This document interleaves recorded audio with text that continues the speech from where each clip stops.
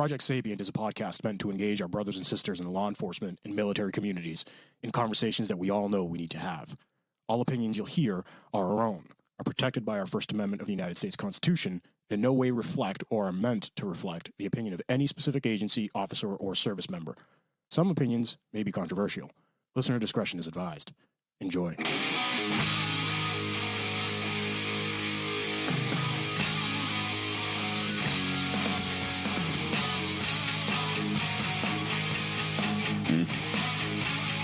Hey guys, it's Pete from Project Sapient. This is our first show post the Cleary show. I'm still recovering.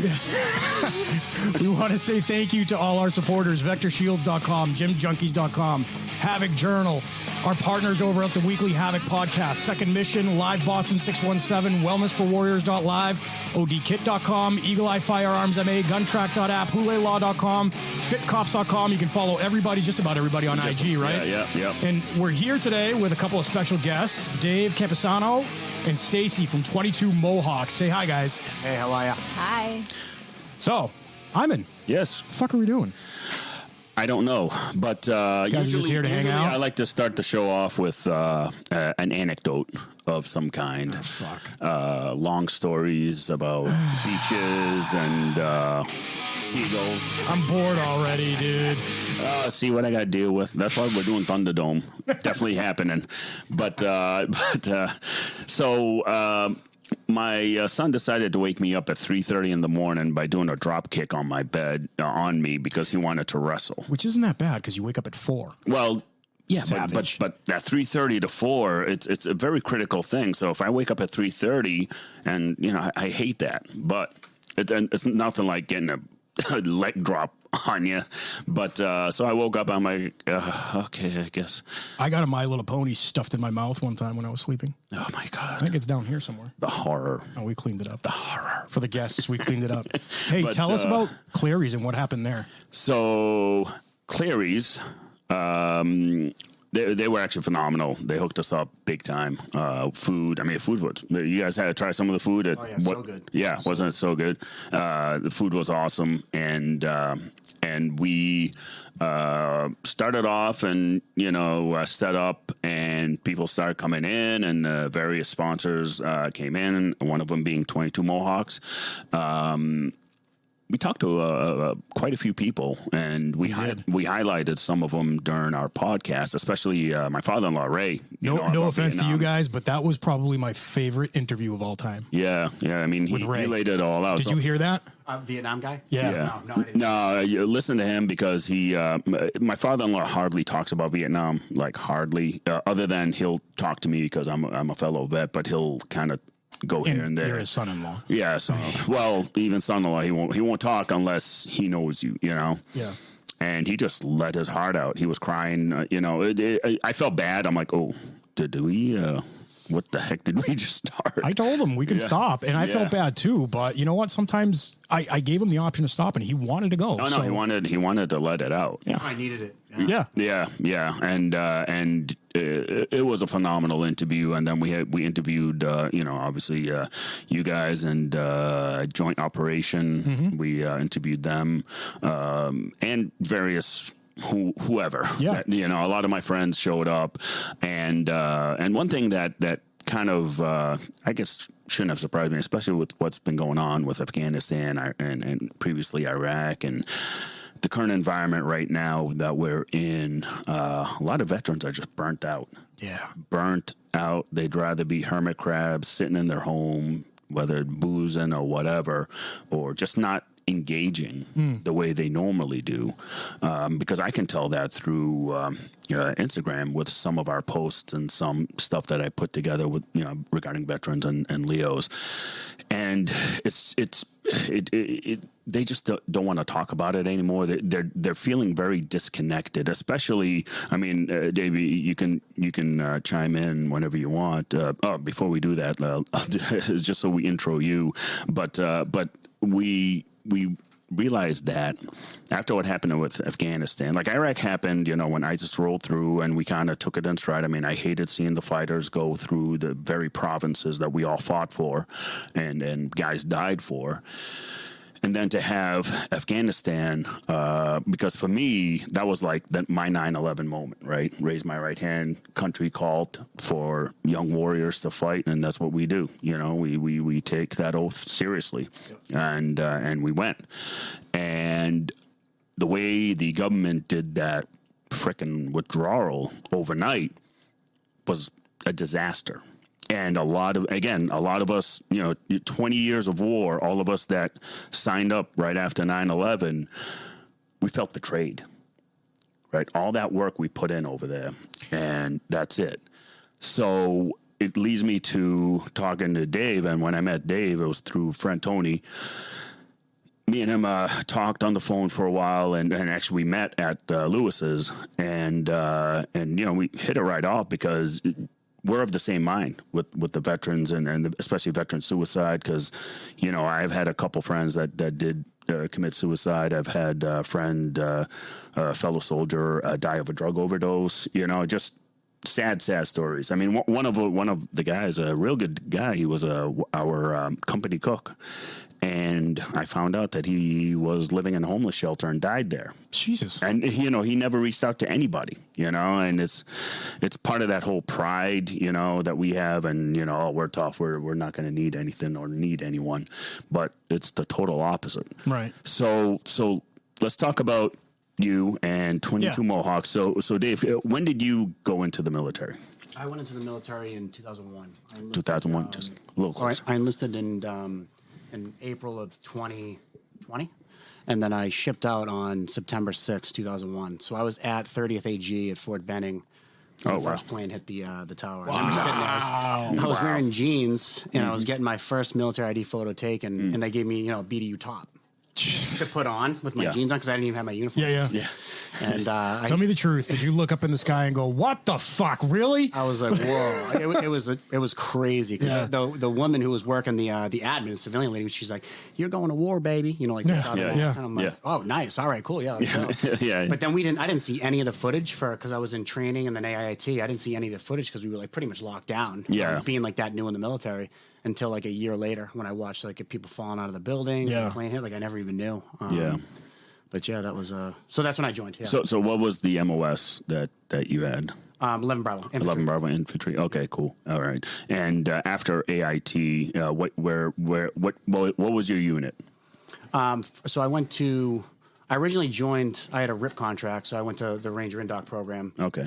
I ended up breaking my foot in Benning, and around that same time, my daughter's mother was pregnant, and I ended up getting leave. And the day I came home on leave was May 25th, 2006. That night, my daughter was born 2 months preemie. Oh, wow. That night, she must have heard me knocking. And it was nuts because then I called down to my unit at Ranger Regiment. I was like, "Hey, listen, this is what's going on." And the commander there was like, "The same thing happened to my brother." He's like, "So I'm going to reassign you to recruiting battalion." So I ended up being a recruiter here in Boston for like no kidding. Yeah, that's awesome. It was like my first assignment. So I went from being a PFC to like a sergeant in recruiting. So I essentially grew up in recruiting in an office. Yeah, that's awesome. That's awesome. So after the recruiting phase, where did you end up after that? I went to Fort Drum. Fort Drum, okay. That's where I ended up going to Ranger School, Recon School, and then that's when I went to Iraq. Okay. Yeah. So were you a part of 10th Mountain? I was, yeah. Oh, okay. All right. 214. So that was the same unit that was with, went with the Ranger Regiment to Somalia. Oh, okay. All right. I know that one of my close friends is a 10th Mountain guy, Al Trin. I don't know if I know 10th Mountain's huge, but he went to Ethiopia, one of his deployments. Okay. But I've trained at Fort Drum, and I don't know why. So much snow, and it's like it's nuts out there. And I've gone to Fort Drum, lots of stories there. But anyways, so after Iraq. Well, during your time in Iraq, what was your experiences and thoughts? And, this is something I force myself to talk about because, one, it's therapeutic, and that's why I write about it. So, whatever you want to talk about, Iraq experiences, stuff like that. If you want to stop anything or even tell me after if you want me to edit anything out, I can. Yeah, no, I mean, so we went over in 2009. I literally went to 10 Mountain in November of 2008, and then I went to was trained for a little while, then went to Ranger School, and right from Ranger School I flew to Iraq. So I was literally in every imaginable environment in the matter of like 6 months. Freezing cold, Florida swamps, and then in Iraq. Right? So it was pretty intense. But I went to Iraq right before Christmas time. I remember being in one of those big FOBs out there right before Christmas. But we were a reconnaissance element out there. So we were SWORD. We were worked in small teams and did a lot of recon stuff. And it was bizarre because we trained for so long just to like snoop and poop, go into buildings and just like get behind glass and have sniper rifles and just like observe the bad boys, and end up, we were just always in vehicles, like chasing down. They would set up mortars. What do they call poo sites, right? So they put the mortars out, and then they would put a huge piece of ice inside the mortar, and then would get smoked by a mortar round would come in. You know what I mean? And that we got hit with mortars a lot. Like that was the biggest traumatic. Which fob was were you at? I was in Ballard, so we literally took over a jail, and we were living in a jail, and it was out of, I think it was like part of Stryker, I guess. Okay. But like we were in Sauder City essentially. Okay. Oh, wow. All right. So you were near Camp Cuervo, I think it was called. I think so. Yeah. Yeah, because I remember one of our missions took us there, and they had a phenomenal DFAC. I was eating like a king because back at my fucking fob, it's either. Is that where you had your Burger King? No. I remember that story. Yeah, I'll tell you that story. But no, that was back of my fob. It was like Tent City, and all we ate for like a few months was MREs, and it like, so when we go to like the bigger bases that have nice DFACs, it's like get some Starbucks or whatever it was out there. Green bean. Green bean. Yep. Come on, man. You gotta remember the green bean. Green bean and Rippets. Oh yeah, exactly. Green bean and Rippets. But yeah, no, that was my experience over at Cuervo and on that side, but wow. So you guys must have gotten hit a lot, especially being right outside Sauder City. Yeah, we got mortared a lot. I remember we would like go visit other outposts, and one of the outposts had like a woman's voice when a mortar would come in. The woman's voice would come over the loudspeaker, and it just should be like incoming. I remember standing there with one of my friends, and like these bombs were just coming in, and I was like, "This is ridiculous. We're like getting smoked right now." And we were literally just standing out in the open with all these bombs coming in. Right. And he looked at me, and we had been in country for like 6 or 7 months, and he was like, "We should probably like go walk and jump into that bunker, you think?"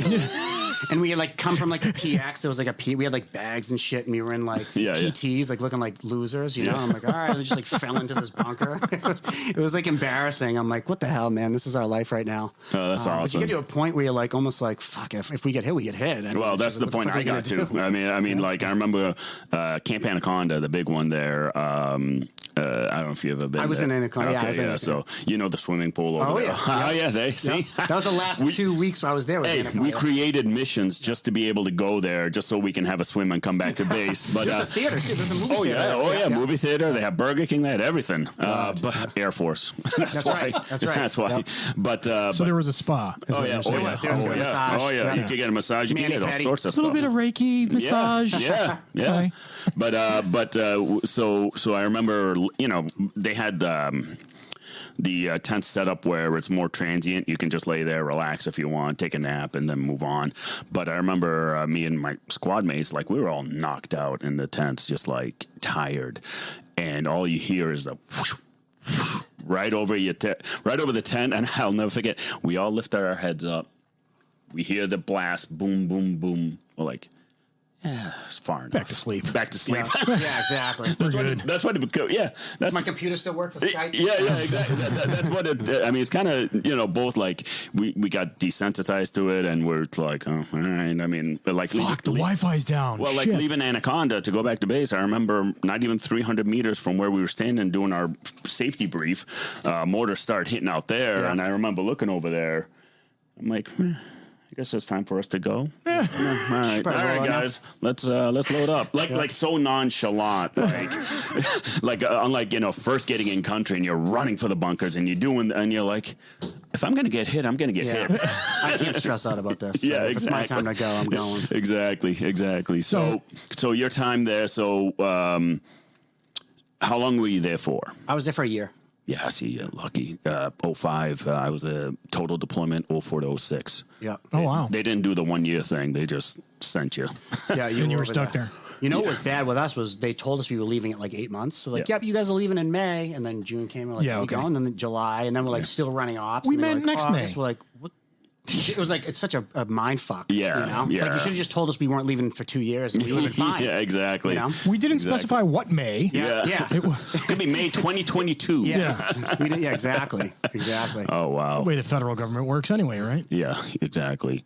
Now, your platoon, your squad, were you E5, I take it, E5, E6? I was an E6. I actually got promoted when I got over there. Yeah. Okay, yep. E6, so you had your own squad. I did. Okay, cool. How were they? Awesome. Yeah, awesome. That was the Good best guys. unit I was ever with. Those guys were squared away. Yeah, I feel the same way when I got assigned. So when I went over there, the battalion commander realized that I speak Arabic because I'm Lebanese. He just like Totally plucked me right up and put me in his squad PSD unit, and he was a ranger, and. Yeah, we were doing ops all day, night. Like he was a light colonel, and he would be my number 2, kicking in the door. I'm like, Colonel, you need to be like back of the stack. I don't want to have to explain to the general on why you got capped, but he didn't care, and that was awesome. He was like another one of the guys, you know. So I love that. Oh yeah, you know, true leader, and that was the best squad I've ever worked with. There was 12 of us. We were like heavy duty pipe hitters, like just nonstop. You know, we would go out and do ops. We did over 40,000 miles worth of combat patrols while we were out there. So it was a lot, and obviously it's wearing in on our old age. As we get older, things start popping off. Yeah, but so when you we'll fast forward a little. When you came home, what was your demob like? Like getting out, you mean? No, like you know, when you first show up, like mine was at Fort Dix, and the VA standing there saying, if you have any problems, let us know, and we'll hold you on base. We'll hold you forever. Like, I'm like, I'm not saying shit, you know. So I don't know if you had similar experience because you went at a different time. I was there in 05. You were 09. I honestly don't even remember. I just remember coming back and we had to take like all these classes, but it was just like check the block. Yeah, that's all it was. Really? You're okay? You're good? Yeah. And then they would just like check You're the block. fine, right? Yeah. You're okay. Yeah, they gave us a 2-week, they called it a 2-week reintegration to society. Oh. Yes. Yeah. So, that's what. It was almost on like partial lockdown. Yeah. I was like, what? This sucks. I know. I just want to go see my family and have a beer. For Exactly. So when I, for me, after demob and I came home, I started to notice things about me. Like war shit, right? You know, I'm still in that mindset. I was still that aggressive warrior I was in Iraq, and I couldn't turn it off. So I don't know if that was the same.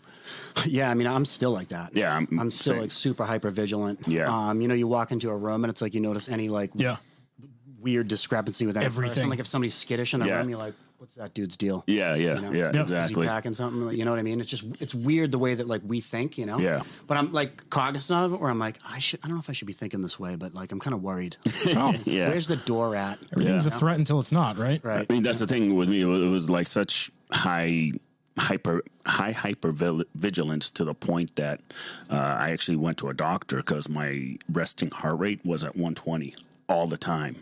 So I had to go see a doctor, and because I was like, that's not normal. Like I don't think I should be super high strung. And it turned out that my adrenal gland never turned off.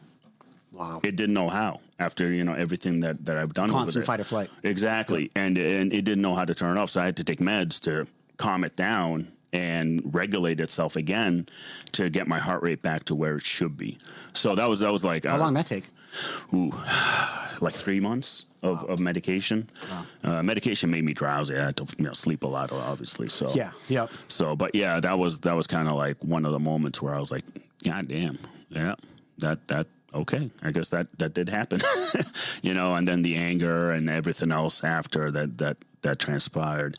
But anyway, so your demob was pretty much like mine.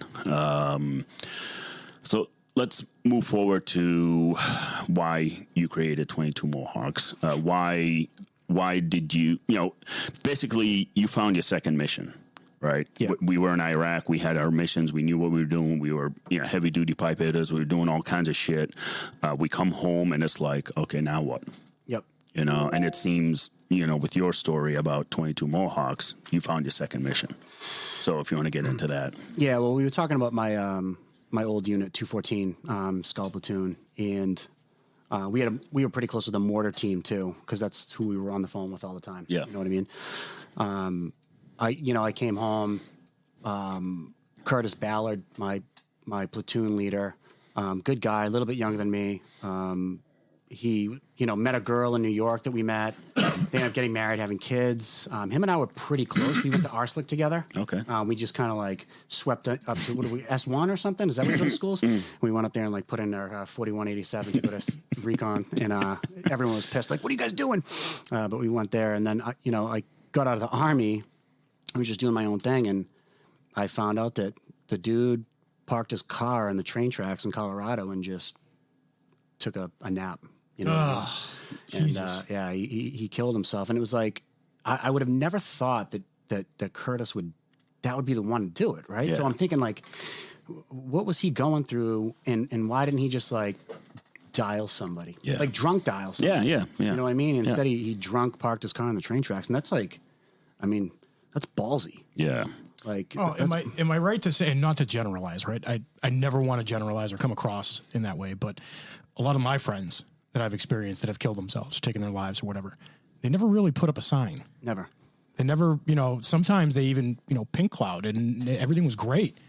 You'd see them one day and they were like, hey, bro, what's going on? Everything's fucking awesome, blah, blah, blah, blah, blah. And then you go to work the next night and they're like, hey, blah, blah, blah, hung himself. So-and-so's dead. You're like, what? I know. Yeah. Like, yeah. That's true, right? It is. And I'm not trying to generalize again. Mm-hmm. Yeah. There comes a point in time where that hypervigilance, we need to refocus that. Yeah. Maybe a little bit on, first of all, ourselves. Second of all, on everybody around us, whether it's in law enforcement or the military. Yeah. Right. Because we have the same problem in law enforcement. Oh my God. Yeah. 103 cops have killed themselves already so far this year. Yeah. Yeah. 103. It's insane. And I mean, stuff obviously, you don't even hear about. With the police and the military, it should be zero.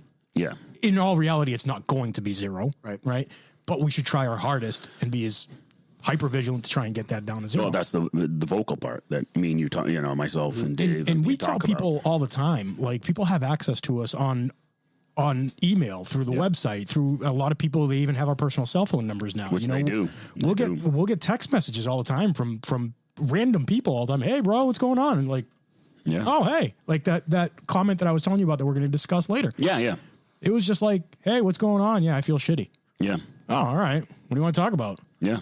Yep. Yeah. I mean, it'll be in our DMs, Facebook or Instagram, and eventually, like, they'll get comfortable emailing back and forth because it gets easier that way. And then a couple of them wouldn't want to call because they just didn't feel right. I'm like, yeah, whatever you want to do. It's kind of like I leave it to them. Yep. Whatever you want to do. And I tell them too. I'm like, listen. Not only are you dealing with your demons, but I'm dealing with mine too. So we're in this together. Right. So you dump on me, I'm going to dump on you probably, and we'll share the wealth of the misery, 100%. So 100%. which again, between like cops and veterans, combat vets, it's also therapeutic for us to do that. To talk to somebody else who's been there, done that, got the T-shirt. Non-structured. Exactly. Just having a conversation. Exactly. A bro conversation. So Dave, tell me what 22 for people that we know what you're about. For people that are listening, we have about 10,000 listeners a month, right? Tell them what 22 Mohawks is about. Yeah, so you can check out the website, www.22mohawks.com. It has all our about information, what we do. Essentially, what our goal is to bring veterans together, bring their families together, and have events that can create the continuous brotherhood, sisterhood, the bond that the veterans have, right? Yeah.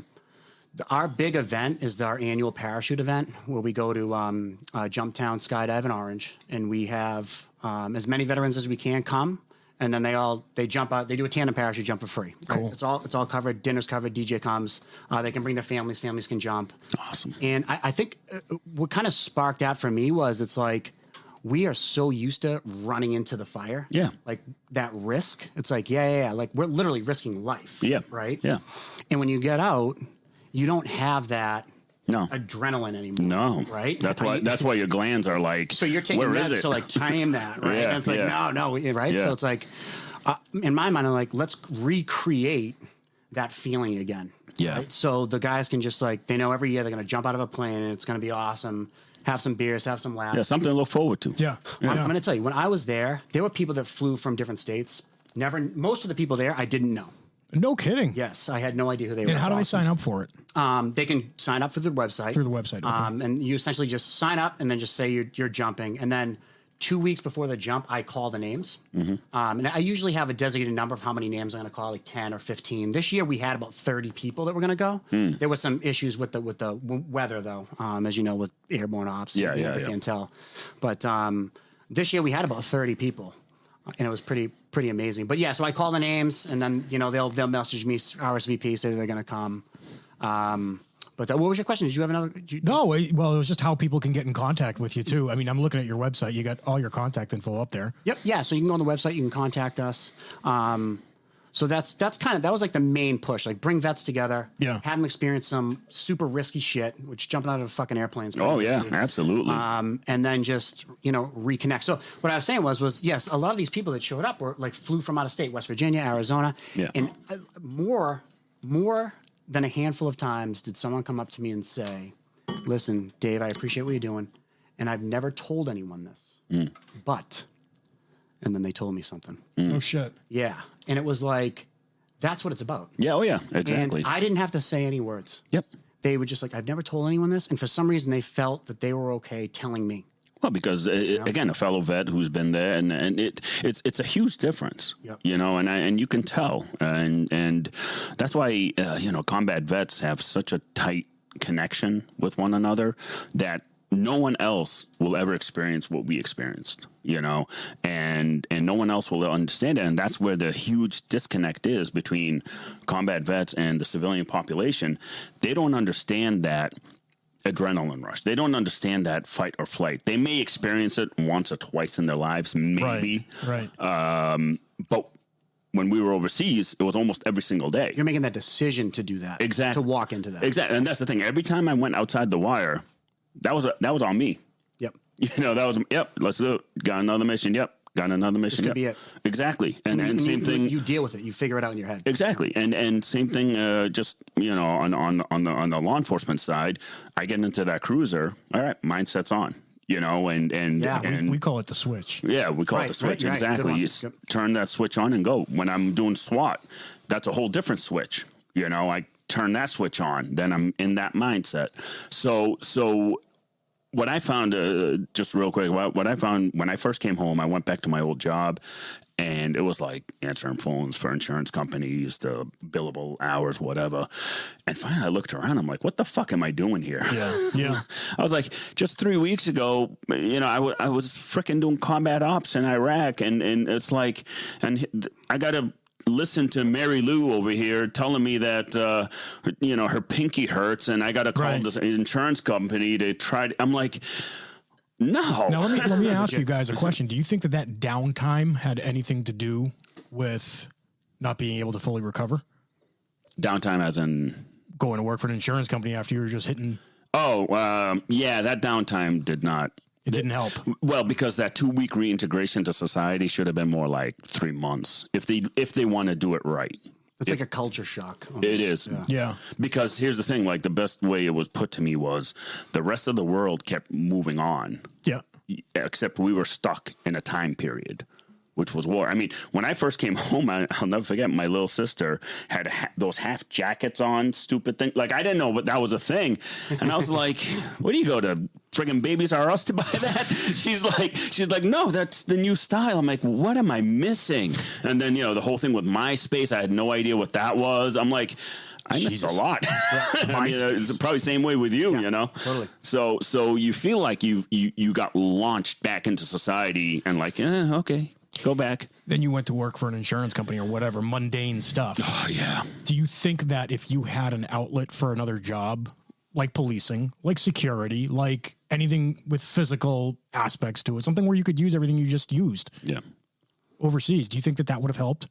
So when I first became a cop, was it a relief when you became a cop? It was a relief because again, it gave me a second mission. It gave me that fight or flight, feeling, that adrenaline rush. I mean, every time I step into that Bearcat and step out and, hitting an objective, it's like, hell yeah, I'm back into that zone. You're getting it back. Yeah, I'm getting it back. It's one of my biggest issues going back to patrol. And I remember when I went back, I was telling you, like, what the fuck do I do here? you get stupid calls and you're like, you want me to blow it up? Like, what do you want me to do? Yeah. You want to go kill somebody? And they're like, no. Like, you just get the car towed. And I'm like, okay. Right. Yeah, exactly. So anyways, before our ADD really kicks in, we're kind of, exactly. So back to 22 Mohawks. Let's go back to 22 Mohawks. Sorry, this happens. We're kind of, we bounce back. Don't get offended. Not at all. No, I like the analogy of the rucksack, right? So, like, you're in the Army, we train rucksacks, right? Yep. 12 miles, 45 pounds dry, under 3 hours, right? You got to do it. And it's bad. It hurts, and then you do that, you make it, and then, like, every day you're patrolling with, 100 pounds on your back. Yeah. Mm-hmm. Day in, day out, you're humping. Wherever you hump in the mountains, Benning, wherever, and you start to feel pain, right? Your body just like your back goes down, and you just get that rucksack like hump, and you're just like walking. And after a couple of weeks, you're just like, the pain's there, you feel it, you embrace it, right? Yeah. Embrace the suck, as they say, right? Yeah. And it just kind of, you just deal with it. It's a part of you. So the pain's there, you're like, all right, whatever, right? Yeah. And now I use that as an analogy for life when you get out. It's like, well, now you don't have the brotherhood, you don't have the risk that you're taking every day. Yeah. And you start to get boo-boo lipped, You feel that pain, and you're like, you start to almost deal with it, and it's just there, and you accept it, and you're like, this is my pain. I'm going to be a sad bitch because that's just how I am right now. Yeah. And you never talk about it. No. Right? Like, you never like, my fucking back hurts, man. This sucks. You don't say that because you're going to like bring everybody else down in the platoon, right? So you don't say that shit. So I feel like that is kind of how it's transitioned to our men now and women. They're just like, I got the pain. The pain sucks. I got the case of the ass, and I'm just like not going to talk about it because that's just not what we do. Yeah. And we try to bring it up. We're like, hey, let us know. Let's talk about this. But we just don't get it. Like our people we still don't get it. We're still just like, this is just the rucksack pain that we deal with. I like that analogy. That's actually pretty good. Yeah. I mean, because that's exactly it. You get used to it, get numb to it, but then it comes back to you when it does. It comes back like 100 times worse, right? At a random time. You could be sitting watching TV, whatever, and all of a sudden, bam, you just get hit with immense. What is that? It's crazy, and talking to my therapist at the VA, it's that. So I call what I turned into or what I was over there overseas like this wolf that woke up in me and made me do, basically got me to survive the war. Yeah. Came back. Now I had to put that wolf to sleep because it's not needed in this type of society. That wolf wasn't going anywhere. It said, fuck that. So that's where we get hit with that immense pain. It's that our subconscious that we developed, that primal instinct we developed and honed in and made it part of our conscious is basically telling us, hey, I'm still here. Yep. That's what that is. That's that pain, and it comes in all sorts of forms, not just pain or depression, whatever. And some people, I mean, with suicide, some people end up going, you know what? I need to turn this off. Bam. Yeah. Just because it is a lot of noise. It's a lot of noise in your head. And I remember one night I was sleeping, and I woke up saying to myself, something to the effect of like, I need to let go or something because I said too much noise. I knew that because there was all kinds of shit going on with me, and I woke up and while I was waking up, I said, there's too much noise, and that's what it is. It's that primal instinct that wants to come back, that wants to come out because it loved what we did overseas. It loved that primal instinct helped us survive a lot of shit out there. And we brought it back home with us, but you never get taught on how to take care of it, because it will never turn off. And that's the thing with the 2 weeks freaking demob. Right. You're not going to get anything done. Essentially, it's a check the box. Yeah, exactly. And I think I've said it before, between law enforcement and military, the check the box training is failing us. Oh, yeah. Failing us big time, and it's showing. Years and years of it is actually finally catching up. Just like with the issues of law enforcement, with some of the bullshit that's going on, it's the check the box training that they've been doing for decades, trying to save money. That's what's getting us in trouble. Yep. It's passing the problem down the line to the next guy. Exactly. And it's the same thing in the military. Not surprised. Yeah. So, Dave, let me ask you a question. So you guys have, and this episode is going to go out in a couple of days, so we're in time to kind of advertise this. What is this Operation Veteran Link Up on the 12th in Walpole? Yeah, so we'll call it the ORP, right? Anyone knows what the objective rally point is, right? It's the place you go to meet up before you actually go assault the objective, right? So with that, I gotta bring my kit. Yes. Everyone kit, plate carriers. Can I be Overwatch? So no, we're inviting vets, their families. We're going to bring some dogs. We're going to try to have a guest speaker come in. Obviously, you guys are invited to come. And it's essentially, vet to vet, just like what Iman's done with the bringing everybody together and just kind of having like an open forum to either talk, have a beer, have coffee, whatever, just like be surrounded by vets. Yeah. And some of the people on my team actually have dogs that they're fostering for us to give to vets. They're going to bring the dogs in. Oh, that's cool. To have some veterans meet the dogs. Maybe somebody's interested and they want to adopt a dog, and then we'll have a dog for them. We're trying to do it like once a month. Yeah. Just to have a place for people to go, almost like an AA meeting setting, right? Right. Like, come on in, let's have a chit chat. Well, whatever. You know what we should do? And is this just in Massachusetts? 22 Mohawks. Yeah. Yeah.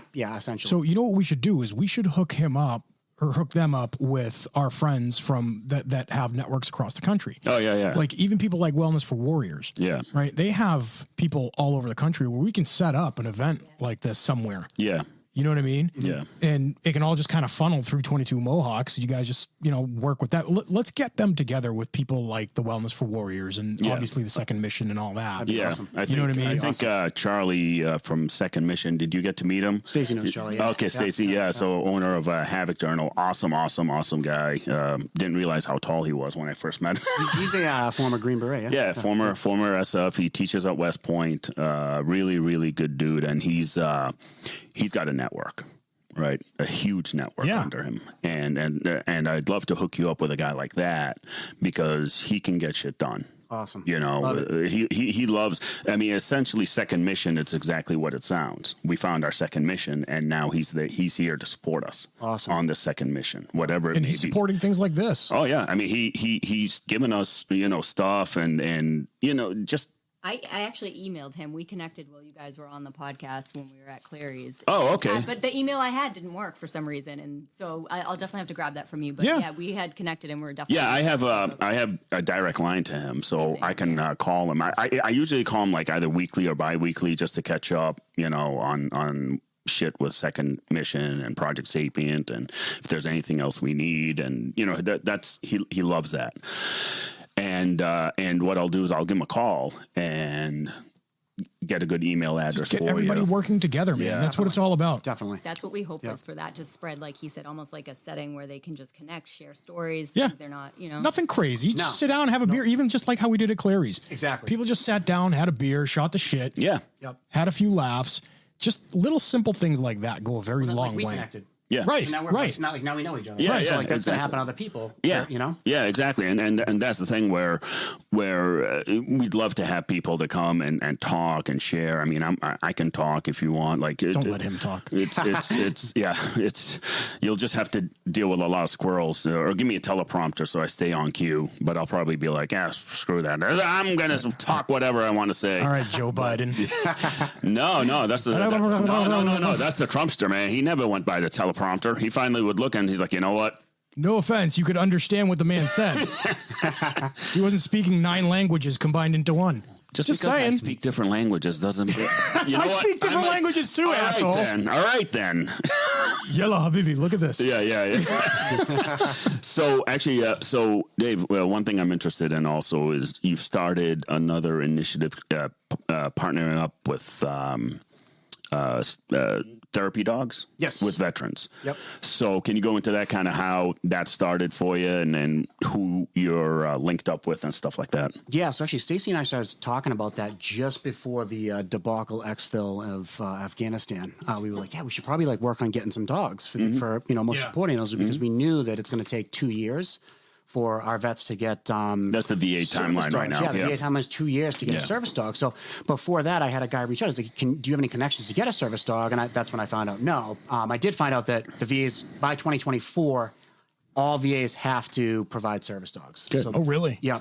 Who knows how long the training is, but they at least have to provide them, right? Yeah. So is that what I'm looking at here? Pups for Vets? Pups for Vets, okay. Yeah. So what we've done is we've acquired some dogs with Professional Canine Services. Mm-hmm. That's who they are. They're out of Mashpee, I think.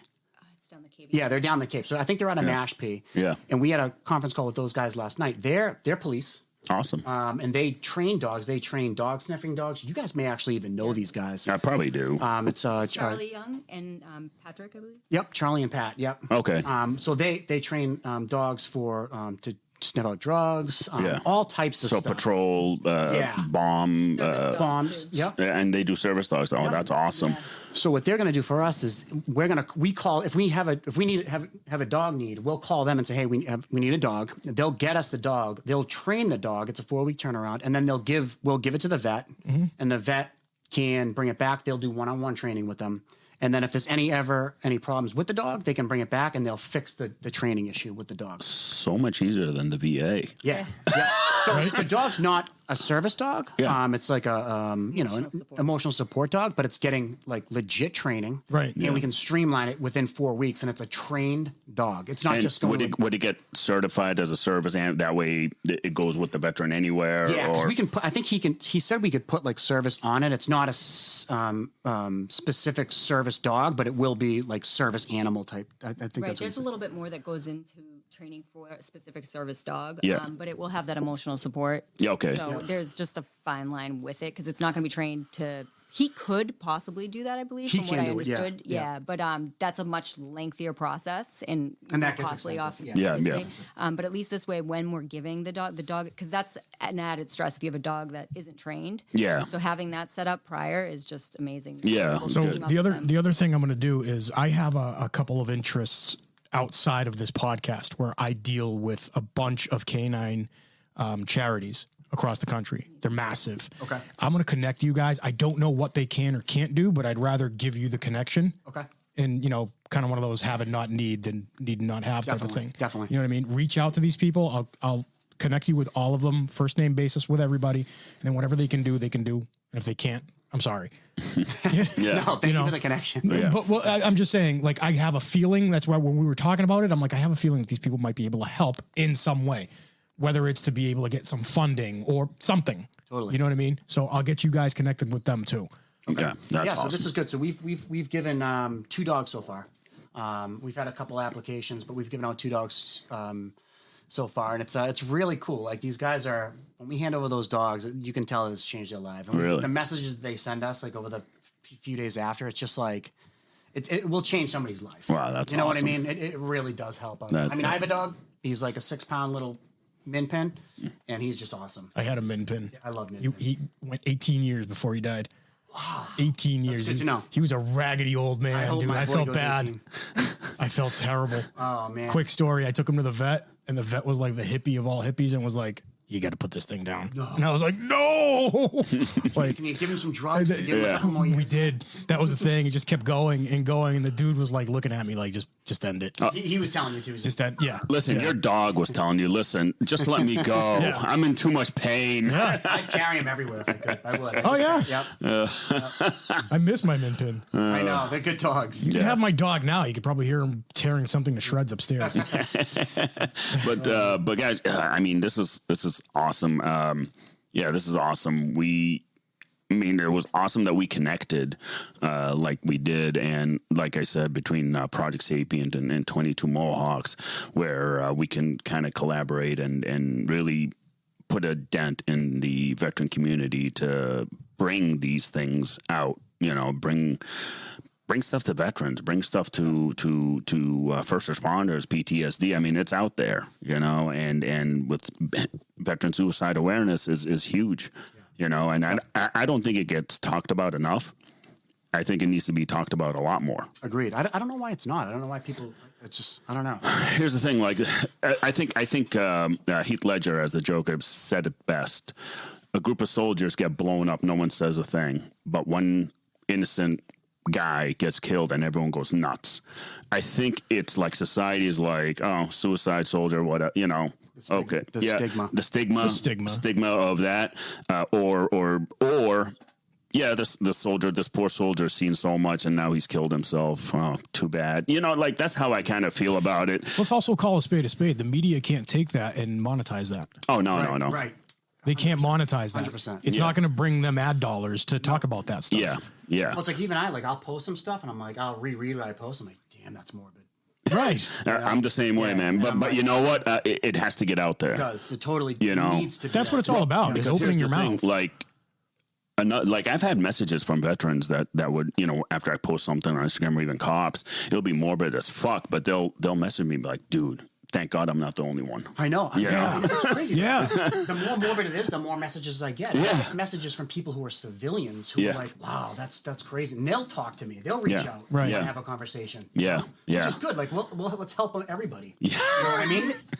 Exactly. Look, the awareness is for everybody. Yep. Getting the awareness out. We got 365 million people in this country, right? Like, get the awareness out to fucking everybody, every single person. You know, that's why we're sitting here. Let's connect with all of our assets, all of your assets, all of my company's assets.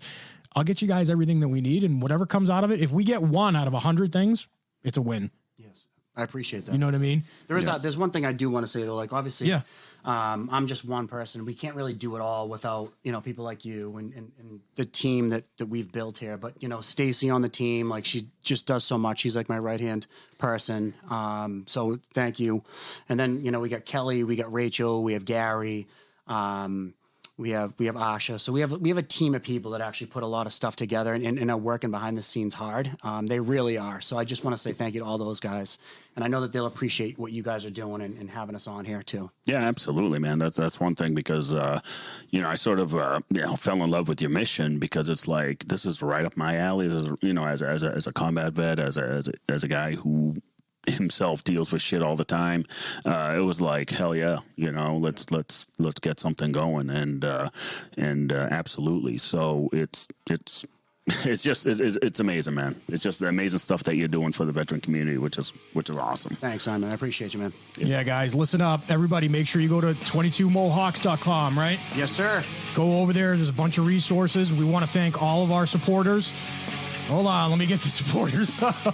Vector Shields, Gym Junkies, Havoc Journal, and our partners at the Weekly Havoc Podcast. Second Mission, Live Boston 617, Wellness for Warriors, ODKit.com, Eagle Eye Firearms, MA.com, Otis, I love you. GunTrack.app, Houlet-Law.com, and FitCops.com. You can find everybody on Instagram and Facebook and all that. Guys, stay safe. Stay sapient.